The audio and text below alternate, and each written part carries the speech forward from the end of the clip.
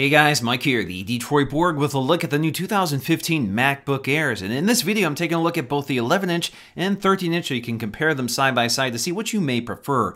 Now, generally speaking, these are just spec upgrades, although they are pretty significant spec upgrades with new chips and some new I/O. So in terms of what's new, the MacBook Airs pick up the 5th generation Intel Broadwell processors, which bring with it Intel HD Graphics 6000 for better graphics performance, along with faster PCIe storage, which Apple says is twice as fast as the previous MacBook Air. We also have Thunderbolt 2 as opposed to the original Thunderbolt, which is also twice as fast. Now, these remain Apple's cheapest laptops at $899 and $999 for 11-inch and 13-inch, but they're pretty much the same in terms of their specs. The only difference is size. But in this video, I'll compare them side by side to see how they differ and which one you may prefer, and then I'll compare the performance to the previous generation MacBook Air to see what kind of gains this new hardware brings.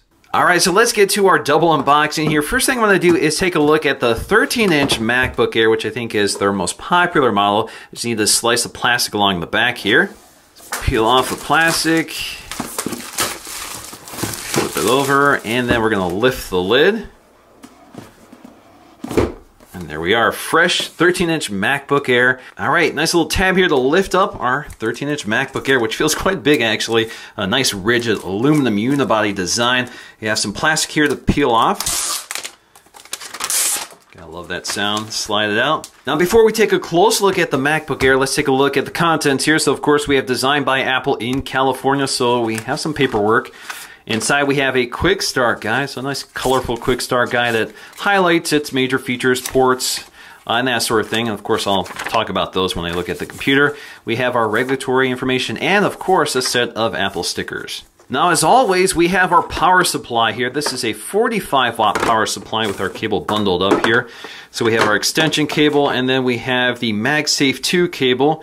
Let's go and pull that off. So MagSafe 2 we're all familiar with. This came out a few years ago. It's a thinner port than the previous generation. So again, nice little cover here to protect the connector. So the great thing about MagSafe 2 is that it's magnetic and it can pop off pretty easily so you don't yank the computer off your desk. Next up, we have our 45-watt power supply with our folding prongs here. This also pops off so you can add the extension cable or the international adapters if you're traveling. And then you have your cable management here so you can wind up your cable for traveling. Now, there is one more piece of packaging underneath here. So if we lift up our lid, we'll find a piece of paper protecting the keyboard from the glass. Now, before I take a close look at this computer, let's get to the 11.6-inch model so we can compare them. Next up, the 11.6-inch model, certainly much smaller than the 13-inch here, so let's go and peel off the plastic.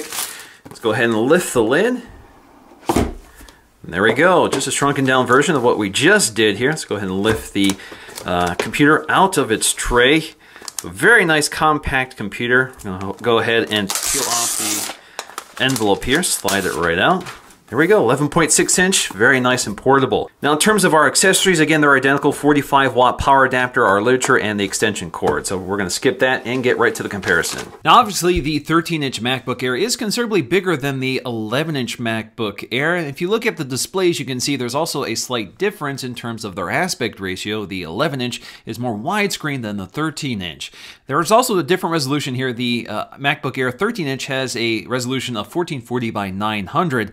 That's greater than the 1366 by 768 of the 11-inch MacBook Air, so you do have more resolution to work with on the 13-inch, which can be useful, especially if you want to scroll through web pages and see more of the web page at one time. Now, these displays are unchanged from the previous models, and they don't have the greatest off-axis viewing because they are not IPS displays. In terms of pixel density, they're far from Retina, so the 13-inch has a PPI of 128, the 11-inch has a PPI of 135, so the 11-inch, although it has less resolution and a smaller display, does have a more pixel dense display, which does help a bit. Now, although we have a glossy display, we do have an anti-reflective coating, which isn't quite as effective as the one on the Retina MacBook Pros, but it does a pretty good job.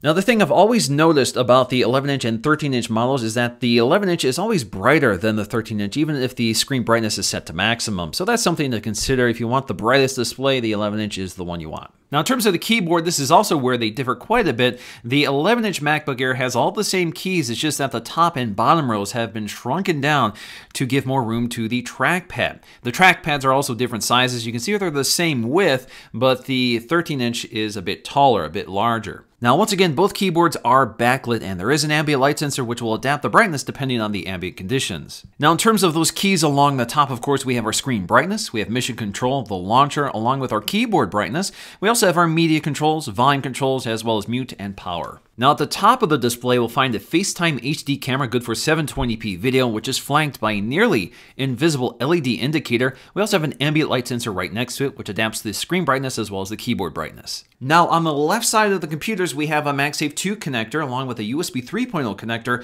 and a combination headphone and input jack, along with dual microphones along the side. And as you can see, we have a nice tapered design, which provides a nice kind of angled approach to the keyboard, which feels really comfortable. Now, along the right side, this is where we'll find some differences here. So we have a Thunderbolt 2 port along with a USB 3.0 port. So we do have two USB 3.0 ports on both sides of the computer, but the 13-inch gives us an SDXC card slot, which is very useful. Now, toward the front of the computer, we have a little notch here that allows us to lift up the lid of the display, and the hinge is perfectly balanced. So it allows you to lift up the lid without lifting up the entire computer. Now, speaking of the hinge, it does hide the ventilation for the chassis of the MacBook Air, and it fully works no matter what position the display is in, whether it's closed or open.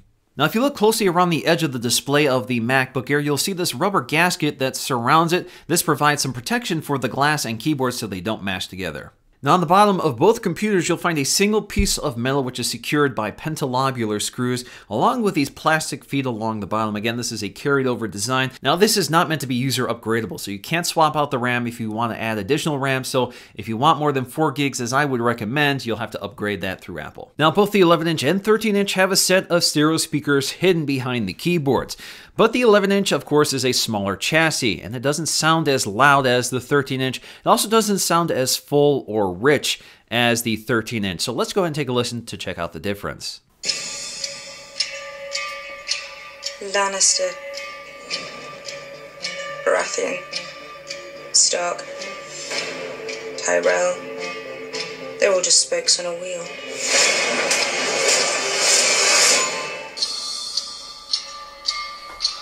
Lannister,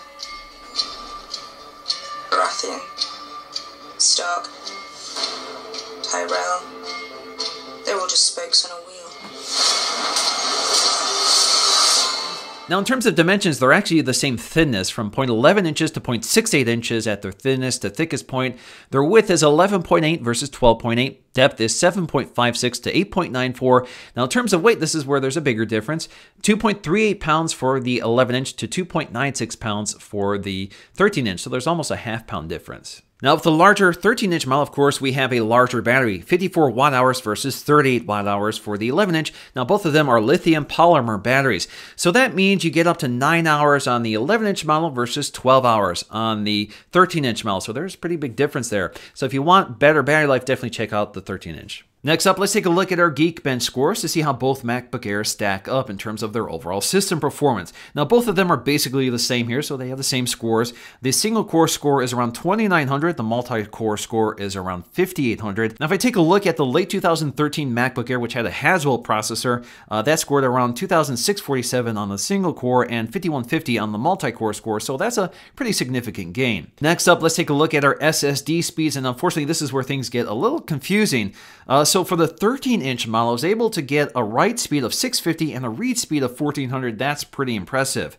But the 11-inch model only saw a write speed of 430 and a read speed of 680. That's very similar to the previous SSD. Now, once again, the 11-inch and 13-inch are using different SSD models. And if you look at the system report, you'll actually see that the designator on the 11-inch model refers to an SD or SanDisk, while the 13-inch SSD refers to SM, which is Samsung. The Samsung is the faster one. That's the one you want, but there's no way to determine that before you buy it. Now, if we look at the SSD speed of the previous generation MacBook Air, you can see that again, we're seeing a doubling of performance with the new generation. But of course, that is only with the 13-inch model. Next up is Cinebench, which will give us an idea of the graphics performance of the new MacBook Airs.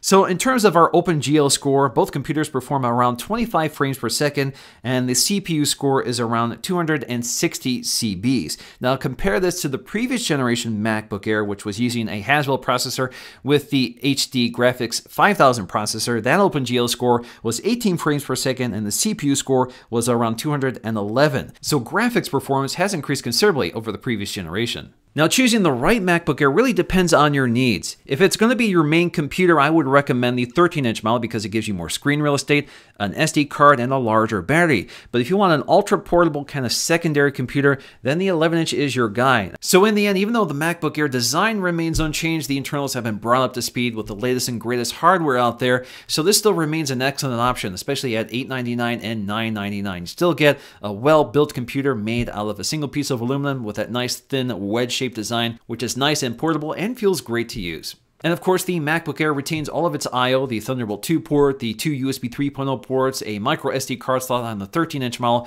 all of which is made a little more complicated on the new MacBook, which I'll review in a later video. Unfortunately, the new MacBook Airs do not get the new Force Touch trackpads, which the MacBook Pro and the new MacBooks get, but these are still excellent multi-touch glass trackpads and one of the best in the industry. So that's going to do for me in this video. Hope you guys enjoyed it. Thanks for watching, and I'll see you again in the next one.